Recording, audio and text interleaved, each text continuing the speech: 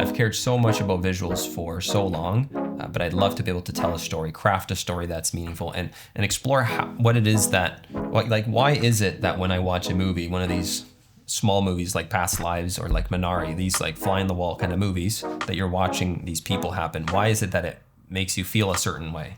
And try to replicate that, because it's very elusive. Andrik Langfield, welcome to the Story Arc Podcast. Hey, thank you so much for having me. This is exciting. Yeah, appreciate you coming on. So I really wanted you to just speak to our audience and just have this conversation about your approach and your style to filmmaking. So what I've really observed and what drew me to sort of, really be interested in your work, both on Instagram and YouTube, was your minimalist approach in sort of, I guess you could say, technical camera work, but a maximalization of the human spirit. And I feel like you have a way of connecting, just deeply moving people, and just connecting in the everyday mundane moments and making those feel cinematic or making those feel unique. And you do that by your vlogs, or your journalistic diary approach to just everyday things, like taking your son for a bike ride or going on a day trip or having a birthday party or whatever it is. And you make it look so good and you make it feel so human. And I wanted to talk about that today. So firstly, how do you feel like you've came to that style? What inspired you to approach your filmmaking with that sort of human connectivity style? Yeah, no, I get what you're saying for sure. I think a lot of it does come to the things that I am really interested in mostly. Like a lot of the things that influence me, whether that's movies or that is other creators that I watch or things that I read, I really enjoy things that are, you could say like a fly in the wall or those type of movies. What would you call them? Like a slice of life kind of movies. Yeah. That they're not really that exciting. Maybe I don't really get excited to like rewatch them, but they're definitely the type of movie that sticks with me the longest. Like for example, this year just came out like Past Lives, like that style of movie. I don't know if you watched that one. I think. Yeah. So like that kind of movie where you're just kind of observing human behavior moments, human moments and relatable moments, much more relatable than some of the more exciting movies, which I still enjoy watching. Those ones are the ones that excite me, but I would say the ones that inspire me the most, like I want to go create after watching those, are usually those ones. And I think a lot of the times those kind of pieces of work are very relatable because everybody deals with those human connections, those little moments, and you can relate to them so much. So I think that's why it's so deep. But as far as like how I got into what I did, I think it all started back in college, which is when I got into filmmaking or even picking up a camera. I didn't understand anything up until college. So when I was in college, I would watch Devin Supertramp. You remember him? Yeah. Yeah. Okay. I don't think I've watched a lot of his content, but I know people mention him. Yeah. Okay. Sure. So I would watch a lot of his videos back in college, thinking they're the coolest things. He used to do like more, not the story ones, but back when he was doing like adventures and stuff like that, and he would make like little cinematic sequences, I would say, of those moments. And I would watch him, and then I'd be really interested in what he was using, because I was like, how is he creating this? And I didn't understand anything about filmmaking or anything like that. And I looked into it and I realized he was using a glide cam. So I got like really excited to like get a glide cam. And that was actually my first thing. I only had a little GoPro. So I bought a glide cam, which I don't recommend getting that and put a little GoPro on it, but that's what I had ended up doing. And then what I did with that little setup is that led me to start just filming everything. So at that time, I started dating my wife in college, and we would just shoot like everything. Whenever we went out, like a date, or if we were doing like a building something, I would start shooting those. So I feel like that's where I started everything. My interest was just capturing those memories, I guess, that I had with Sarah or anything else. And then that's kind of what I continued doing, and something that I really enjoy doing is capturing those little moments. Yeah. How do you feel like you keep the spark or the energy of, or the, I guess you could say the passion of doing what you do? Like, do you try to separate it from the business side of things or just the work Sure. aspect of it versus, hey, Yeah. like, let's just shoot this for fun for my family? How do you separate those two? I think it's really hard. I think I used to have a more of a magical, what's the word? Magical Yeah, connection. joy to it, curiosity to the craft of filmmaking back. And once you turn it into a business, then you realize that the thing that used to bring you a lot of joy just in exploring now is what you do in a lot of the ways, and it's tied into the business. So I think it is important to separate them in a way, because you do end up getting bogged down by the work of it and then doing that. So I think those little moments, like the YouTube side of thing, which is not what I'm referring to when I say work, I'm referring to like client work. When I do YouTube, that's more when the exploration stuff happens, when the stuff that I enjoy more. So I would say like those little things that I do with my family, or the videos when I'm telling like a story of something, whatever that may be. It's something that I'm deeply curious, more than I would say curious about exploring. For work purposes. I would say like the technical side of it. Yeah. I don't know if that makes any sense. Like instead of exploring the technical side, which was the curious magic before, I think now I'm more interested, instead of exploring how to do that, I'm interested more in the story that I'm trying to either express in some way, or the thing that I'm curious about, which is not as much the technical side. I don't know if that makes any sense. Yeah. Maybe I'm not making any sense. Well, I think that's where you should be. I was just talking to someone the other day on the podcast about those different stages, that when you first start off, it is, just the exposure triangle, composition. You're just learning the camera itself. And then when you master that a bit, and I mean, there's always things to learn, but you pretty much, okay, I've got this down. I understand how the camera works. Then you really start exploring a little bit more the human psychology. Okay, what makes us interested in stories, right? And I could see that in your work too, is that you're not overly concerned with getting the latest trending shot as much as it is just evoking a feeling. I feel like when I watch your vlogs, it's a vibe. And the vibe is simple, it's minimal, but yet you're maximizing the human spirit a lot. And I'm curious, do you use any like artificial light a lot of times when you're running around? So let's actually paint the picture for our audience. Like you can, you guys can go check out his work on YouTube. But like usually when we're watching some of these videos, they're like a minute or 2 minutes, maybe 3 minutes, that it's a day in the life of whatever you're doing, and you call it something. You have like a nice title for it, going bike riding or whatever it is. And it's just like a beginning, middle, and end of that sequence, but it's done in such a way that has like something you would want to put in like a scrapbook, but it's a digital version of that, of your family. Yeah, for sure. But it feels so natural. And yet, like you have to set up a tripod, I'm sure. You've got to, get the scratch audio. You're doing a lot of things that makes it feel just so effortless.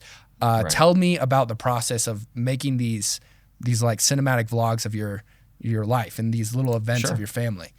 I definitely say like those ones I would say are like separate than maybe something like a story that I'm trying to tell. Like if it's something I'm like deeply curious and I want to express through like a narration and this is a story aspect, I would put a lot of work into the setup of something like that. Like I'm working on an idea right now for a video that is about inspiration specifically. So I'm going to put more work into the production of that pre to it, so that I can have like a narration to it and the shots that correspond to it, or like the music bed video I made. That was very intentional in the pre. But I think these videos, I don't put any work into it. I just try to keep the camera as simple as possible. So I'll just use my camera. What I do is I put like an older, I had like a little older tripod, like a travel tripod, unscrewed the head, and then I just put like actually the bottom of a gimbal. You know how it comes with the little tripod legs? Yeah. So I just took those off and put that on. It's kind of weird, but you put those tripod legs on just a ball head, and then your camera's just a tiny little tripod the whole time. So that's usually what I'll do. If I go to like a weekend with my parents or I go out with the family, that's all I'll bring. and maybe even like a clamp, those little small rig clamps Yeah. that a lot of people are using. I'll bring one of those sometimes to clamp it onto stuff, but that's it. So I'll just bring that, maybe some ND, and I keep it simple that way. Why do you make those? I know that's a dumb question, but Yeah. I have 3 kids. Do you have 2 kids? I have two boys. Yeah. Yeah. I feel like there's a value in creating these journals with the video camera, but a lot of times because it's associated with work, or when I think of the camera, I think of like, oh, I've got to I know what you mean. create something for work. What's the motivation behind that? Is it for the memories? I think a lot of it is. I even enjoy going back and rewatching them sometimes. I know Sarah and like Boaz sit down and sometimes rewatch old videos, and they really enjoy it.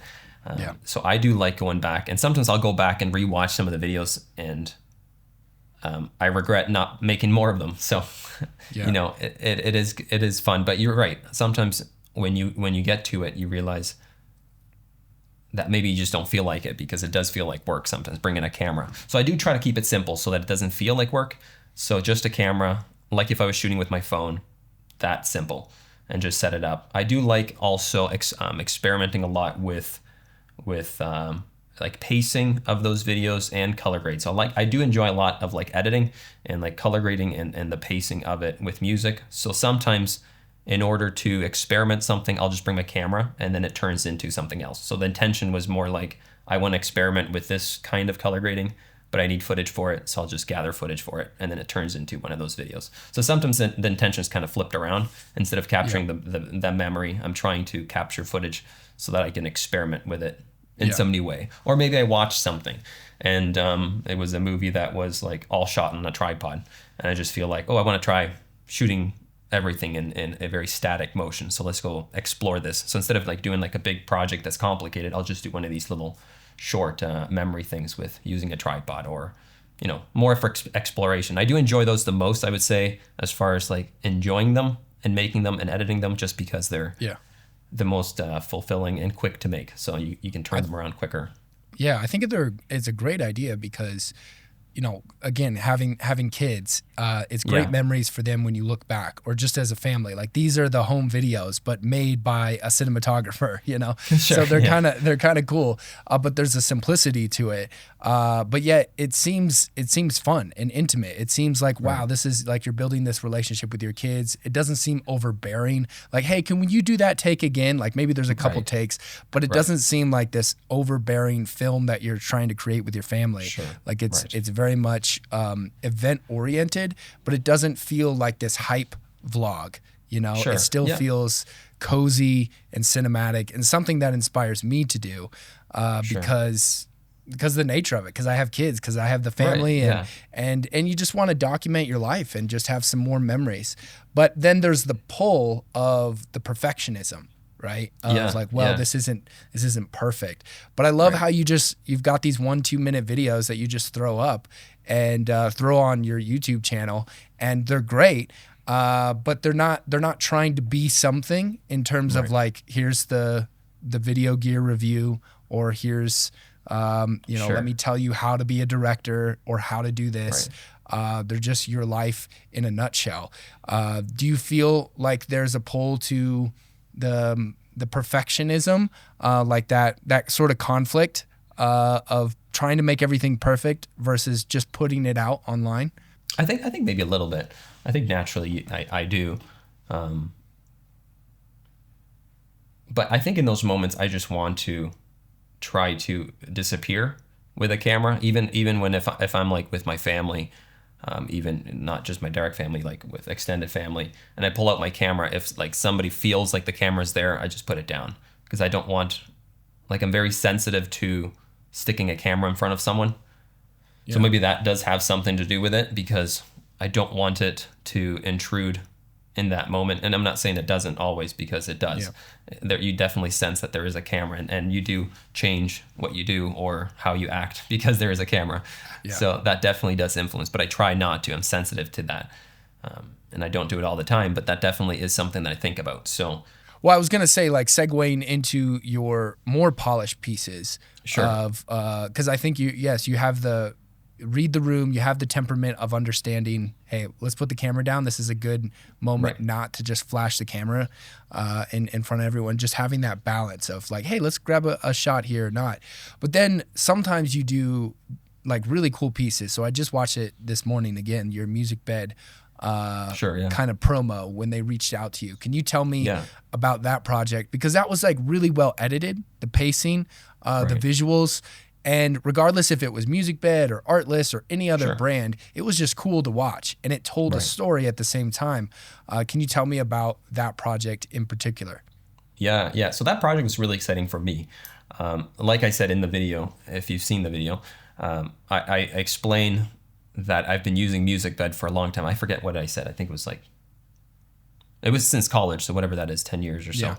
I've been using Music Bed more on the enjoyment side of things. I haven't used it for my actually music licensing, which is what it's built to do. So I just used it because I just really enjoy the music from it. And then because I love the company, I love everything about Music Bed, like the FM studio thing. Like they've got like think Stills and Film Supply and a couple of the brands underneath that umbrella. And I just love their branding. I love everything they do.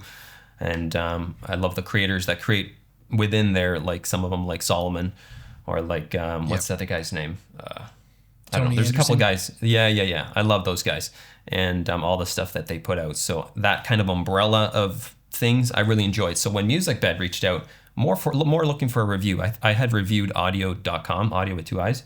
I had reviewed that like 2-3 years ago. And they reached out based on that video. They said, would you like to make a video similar to that video? And I didn't really want to because I didn't want to make just a review. It was something more than a product to me. It was much more special. So there was a story behind it. So I wanted to put the work into it because it was a pretty exciting moment to do something for them. So I reached out and they said if I could do something a little bit more involved or more, more story-based than just a review. And they said, yes, they'd love to. And that's kind of how that started. And then I just put a lot of work into doing it. Even with your, my accolades for your work in terms of the minimalist approach, like you added a lot of, I felt like there were some visual effects in there. I know there was some quick and fast edits that had to go into the pre-production planning, but there were also some visual effects. Do you do any work with After Effects or in DaVinci Resolve? Like all just in Fusion, all in DaVinci. Okay. Also use the Fusion page, and I'm not very good at it, but that's what I use mostly. It's just the Fusion. I've dabbled a little bit into that. At that time, when I did the Music Bed video, I had been watching a lot of Gox. Do you know who Gox is? Yeah, he's amazing. Yeah, he's incredible. He's incredible. Anyways, I had been watching a lot of his stuff, so that definitely I don't know what the word is, bred into what I was doing, and I wanted to try to do something more similar to his style, where he has a lot of, he tells a story in a way that he draws you through it, and then all the visuals follow along. And I heard a podcast on him of how he does it, and he does a lot more. Like he'll shoot it, and I think he then constructs it, and then he'll voice over it. So that's the approach I took. I didn't voice over it first. I had like a rough script that I was following, and then I was just shooting the things. And then once I had placed them all together, then I did the voiceover, and that's kind of how I tied it all together. So, how long did it take to go from the pre-production to post? Do you mean like from the moment I started writing it to when I started shooting it? It was pretty instant, actually. Yeah, once I had like an outline.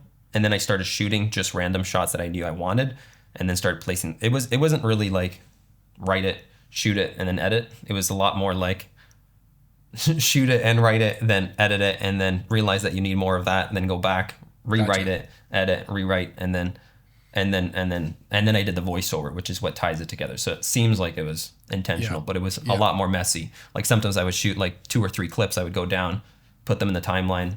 Realize I need another one, go back up, shoot it. Yeah. So it was a lot more messy than it looks, for sure. I think it's good to, I was talking to one of my editors one time, and I was saying, I want to make a style of a YouTube channel that matches something that like a brand like Music Bed would want to partner with. So it's not that they're, I guess you're putting them up on a pedestal, but there's certain brands that have an ethos, a vibe to it that you're like, wow, I really like this brand. Not that if they sent me an email and said, we want to work with you, that, like my dreams have come true. But the Sure. idea is, if you have sort of a North Star, like an object, a direction that you're wanting to Right. go, it makes, I guess it just makes it easier to craft, your style if you're trying to find your voice. Because I think Yeah. there's a lot of people that are still trying to find who they are and how their art sort of aligns with those two things, like their personality and what they like, and then how they create and how are those tools. And it takes a long time to sort of craft that voice. But I know that for me, you see other brands out there and you're like, wow, I really like their style. If I kind of craft my voice to that, that's probably eventually what I want to be, whether it's a director too. Like, do you have any other director filmmakers that really inspire you and that you take a lot of inspiration from? Sure. Yeah. I mean, Solomon's one of them. I really enjoyed everything he puts out is incredible. Solomon Lichtelm, I think is how you pronounce it. But yeah, him. As far as in the YouTube space, like I said, Gox, and a lot of his even smaller. Have you seen his other channel? Not his main channel. He's got like a couple. He has two a more. Spanish one, so it's like. Oh, I haven't seen his Spanish one. Yeah, no, that's funny though. I haven't seen it. What is it? Is it more art? It's very similar to what I do. And when I saw it, I immediately loved it because I was like, this is exactly what he's doing. He's just going out with a camera, small gear, and he's just capturing memory. So it's like exactly what you're referring to. Do you know what it's called?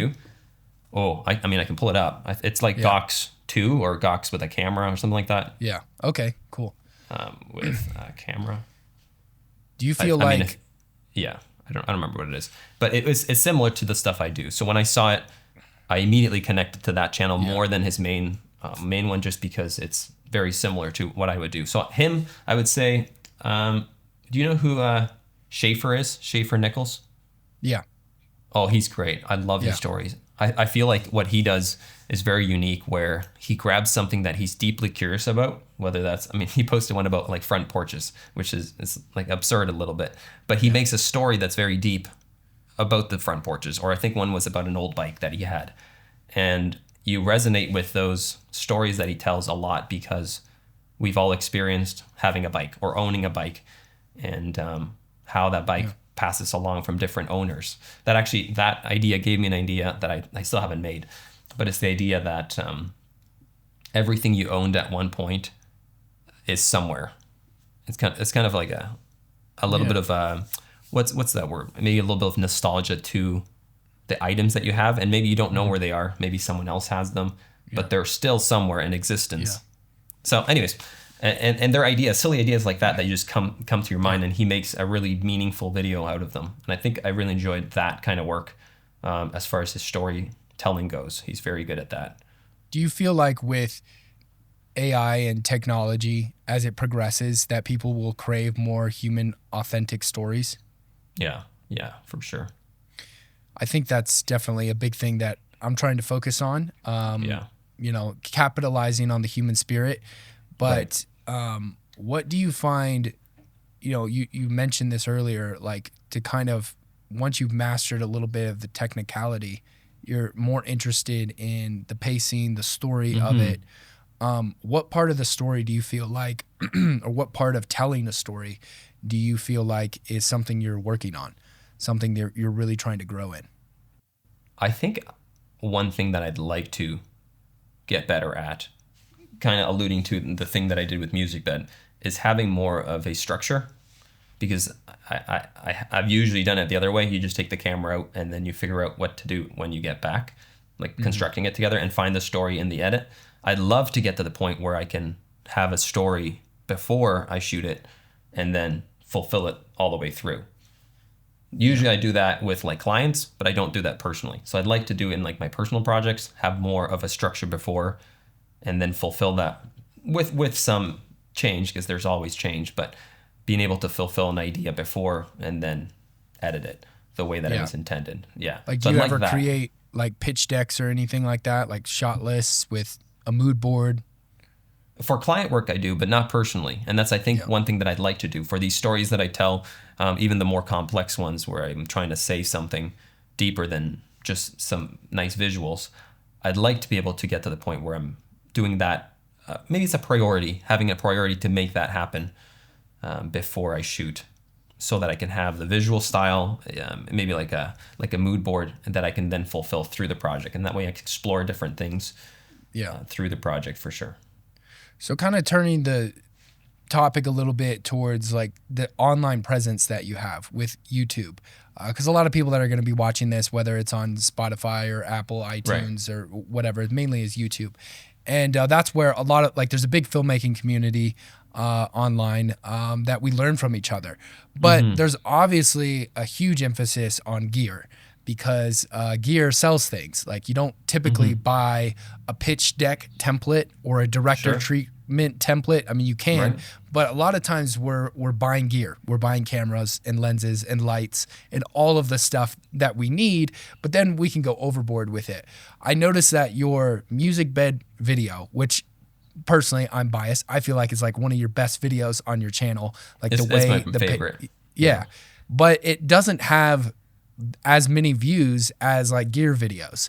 Yeah. And like that's common knowledge. Like, people know that they watch the gear videos over like the more inspiring ones. But does that ever frustrate you? Do you ever feel like you'd like to shift the tone and the culture towards more meaningful stuff? And like, how do you navigate through that? Yeah, I think it's hard, because these are the things that you want to make and the things that are curious to you. But sometimes when you're doing the planning, you hear all the things that you've watched and all the YouTube analytical instruction or advice that you've read into and listened to, as far as making a video that is algorithmically good. And if I look at my channel, which the videos that have the most views or that have performed the best out of them are probably my least favorite ones. They're usually the ones that I'm like, why did that one have to do well? They're the ones that sometimes I want to unlist, which is, it's funny because those are the ones that I'm least proud of. But I think it's just the nature of it.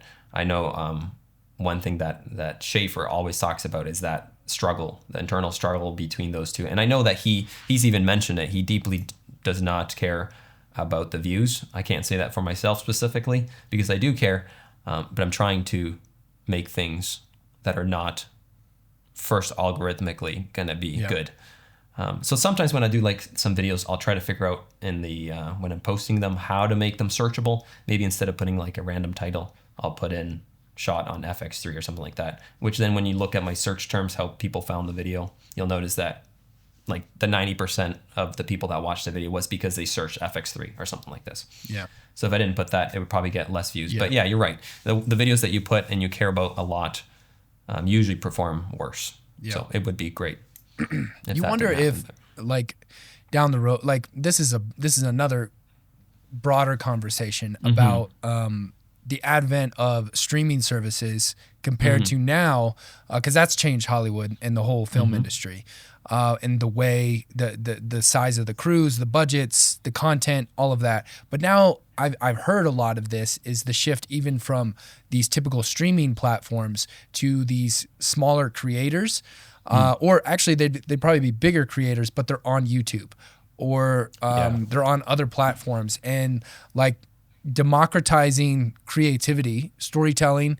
And then there's all different genres. Like Dude Perfect has made a whole brand and name for themselves. Obviously, like Mr. Beast and all of that. But I wonder in the filmmaking space, like there was Hollywood and the 6 major studios. Then there was streaming.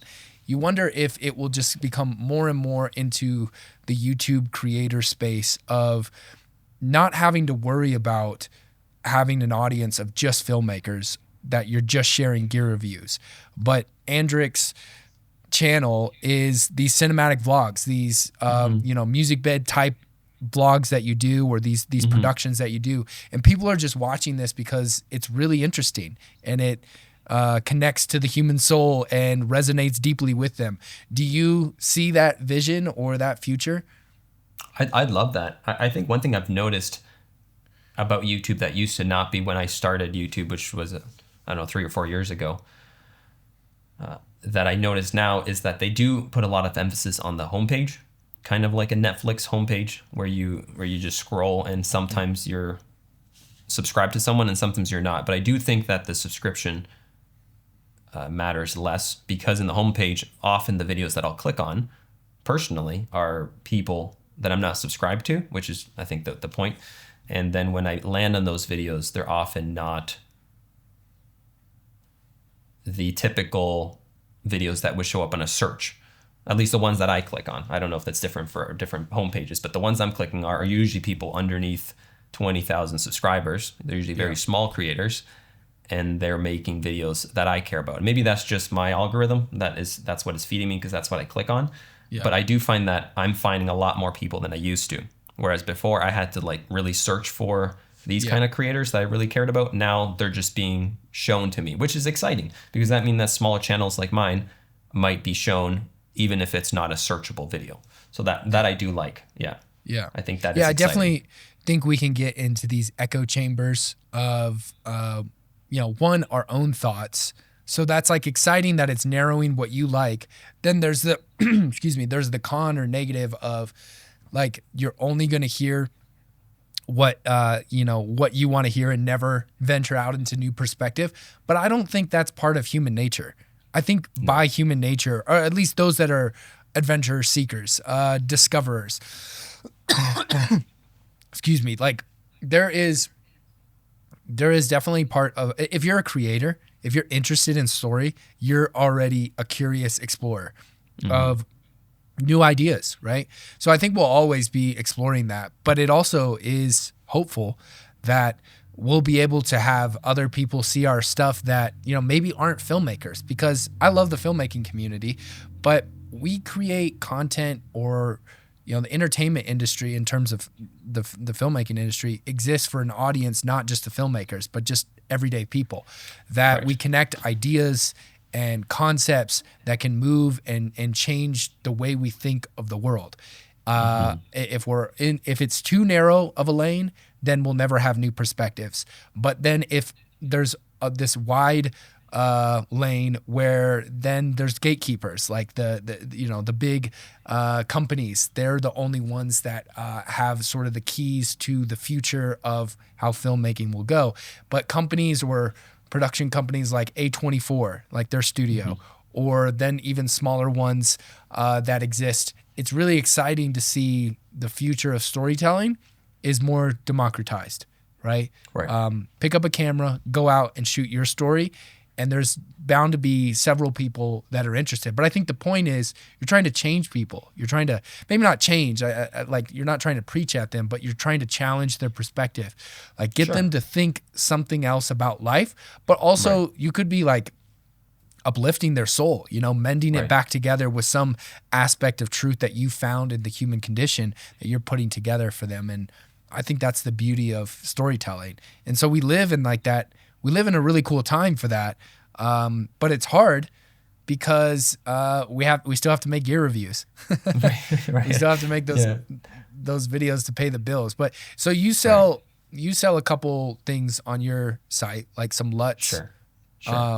How does that go? Like how do you feel like the reception is with that online? I think it's okay. I started it because I had made like a bunch of free stuff. Like most of the stuff other than the LUTs is free, but because of some of the restrictions on like the upload size, you have to put like a minimum price. So that's why they're like all $5. But if you watch like the video that sends you to that link, there's like a coupon code that's 100% off. So I just made them as like assets, but just because Gumroad's policy on size, you have to put $5 at the bare minimum. So then you can bypass that with the coupon code. So I'm not really necessarily selling much other than my LUTs, which I just put those up there because some people had asked, and then now I can redirect them there, but I'm not promoting them yet. I'm trying to work on right now developing I have what do you call them? Da Vinci's thing, a power grade. I've got like basically that LUT. I've developed that and made it into power grade, and I'd like to eventually put that and replace the LUTs, but I'm not ready to do that yet. But once I develop that power grade, which is basically a broken down version of that's been improved, I'd like to replace it. But I haven't really promoted it, so I guess, I don't know if that answers your question, but I'm not necessarily selling or promoting anything. It's just been an easy way to direct people to go get the free thing that I made about the video, like some light leaks or something like this I put out, but I had to put $5 as the minimum. So that's what that is. Yeah. What and would some you people say, do buy them. Yeah. Yeah. What would you say Yeah. to the person who's just learning, their Sony FX3? They got this full frame camera because they saw their favorite creator online using Sure. it. What would you say about getting the most out of not just that camera, but just out of their filmmaking, like cinematography? Because when I watch your work, there's a minimal approach. It doesn't seem like there's a lot of stuff going on. It's not this overly polished shot, but you're looking for composition, you're looking for natural light, and you're exploiting that to the best way possible. Can you talk about how you get the most out of a story with minimal resources that you have? Yeah. I'm really interested. Another thing that I really am interested is in very strong visuals. Like when I look at the things that inspire me as far as work, movies, or other things like that, is very strong visuals. So I'm very interested and obsess a little bit over that just naturally. So I'm consuming a lot of visuals in my downtime, which I like to maybe replicate, or maybe unintuitively I like to try those. Yeah.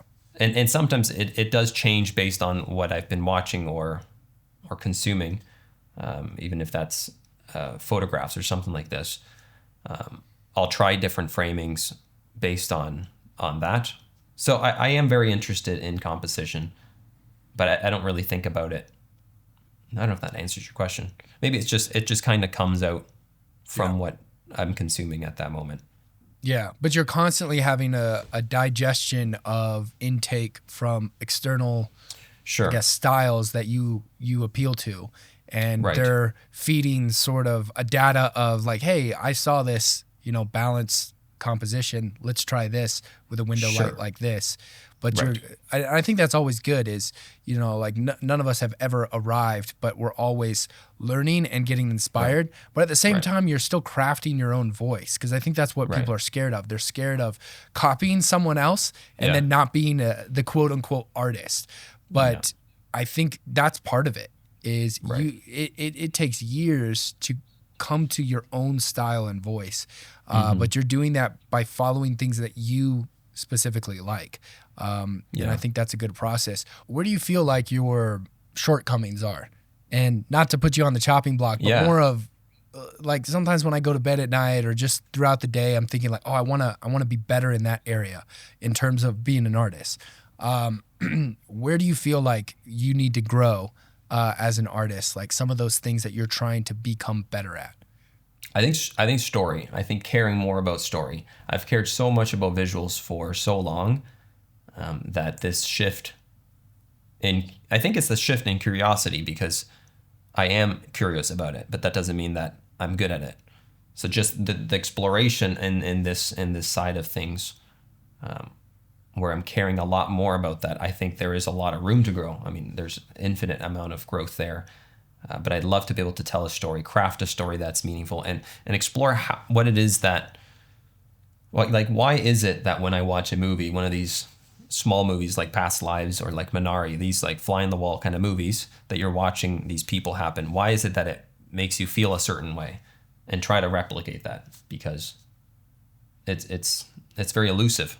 So it's not like like sometimes when you watch like a movie like a movie that's got some kind of narration, you can kind of follow along what they're doing, the act structure, like more of like a typical like Quentin Tarantino, something that's got a very strong narrative. You can kind of see, I mean, he's kind of messy in the way he constructs his movie, and he kind of loops around, but it's very narrative. Like you can kind of see it and break it down. But a lot of these movies where you just kind of feel an emotion. Have you ever watched the movie like Patterson? I have not, no. Oh, that's excellent. That's really, really good. It's a movie about like the artist. He's basically a bus driver that also writes poetry, but he doesn't do it the other way around. Like he's not a poet that rides bus or drives buses, but he's just a bus driver that also enjoys poetry. It's a great movie, but it's a simple movie, and there's really nothing that's happening, but you walk away very moved. Like it's a movie that's always stuck with me. Yeah, you'll have to watch that. It's excellent. And understanding what is it that these directors are doing to be able to tell a story, because it's not just happening. It's obviously not narrated. It's obviously scripted and planned. So how are they able to plan this movie and then execute it? Yeah. because sometimes I think I look at what I do, which is more documenting an actual moment, and then the emotion from that moment conveys because you found it, because it's there. But I'd love to be able to figure out how to tell a story that maybe is not a documentary, tell a story that is a narrative work that has its same type of emotion. I heard a director, I forget what director it was, but he had said that he would carry a little notebook, and then anytime he saw something in his life, he would note it down that was relatable. Maybe it was just a moment in the car with his family or something, a way that his wife reacted to something. And he would note that down so that in his movies, when they're doing the daily tasks, he could inject these human moments into his movies, which would make them very much more relatable. You would then fall in love with the characters, and it would make more sense to you, and you'd be able to connect with it. And I try to do that, not writing them down, but I try to log them, those moments, because I think that is one of the things that connects you to those movies. When I'm watching those movies, it feels like I experienced that before, even though I haven't. So how is it that they're doing that? But it's those really real moments, and you can only write what you know. At least I think you can. At least that's what I've done. You're writing what you know. And I've tried doing other stuff that I don't know, and often those videos either don't happen because they don't feel genuine, or they're not very good. Yeah. I feel like what you just explained, I've seen a trend more towards that in the way narrative movies are these days. Is it's less about the exposition, and the dialogue. Yes, right. Well, it could be about the dialogue, but it's less about what is being said and more about how it's being said. Right. It's crafting the experience. It's Right. crafting the feeling, the vibe. Instead of just being right on the nose of like, this is what I want you to know about this. This building is about to blow up, or we've got to cut the wire to the bomb, or this superhero has to save the day. It's more about this really intellectual, deep, cerebral feeling that is very human. And I think when we see that explained, or I guess manifested on the silver screen, we connect with it deeply. And all the other moving parts of whatever character they are, if they were a superhero saving the day, they become a lot less like important in terms of what we get from the story, and we listen to the intimate moment of what they're conveying in terms of feeling and experience. And that is, I feel like, the new wave of how, not even just filmmaking, but how we communicate as humans. Like that's what it's going to be, instead of being so expository and clear-cut explanation of narrative. It's going to be evoking and crafting an experience. Yeah, I agree. I love those kind of movies when you don't really know why you felt what you felt, but it made you explore something new, or it made you feel something, or get inspired, and you don't really know why, but it was just... And at the end of the movie, sometimes like Sarah and I will sit down and watch one of these movies, and at the end of the movie, you look back and you're like, I don't even know what I watched. Like it had no it had no story. It was just like a bunch of moments, but it sits with you for a long time. And I think it is because you can see yourself in those moments because you've experienced something similar. What about, are there any things that you don't like about the industry, in the trends, in the way that it's going, whether it's comparison or pretentiousness, that kind of puts a damper on the inspiration? Are there certain things that come to mind? Yeah, I think you said it, comparison. We chatted about that a little bit today, with especially posting your work, which I think is very important. But it does come with the side of comparison.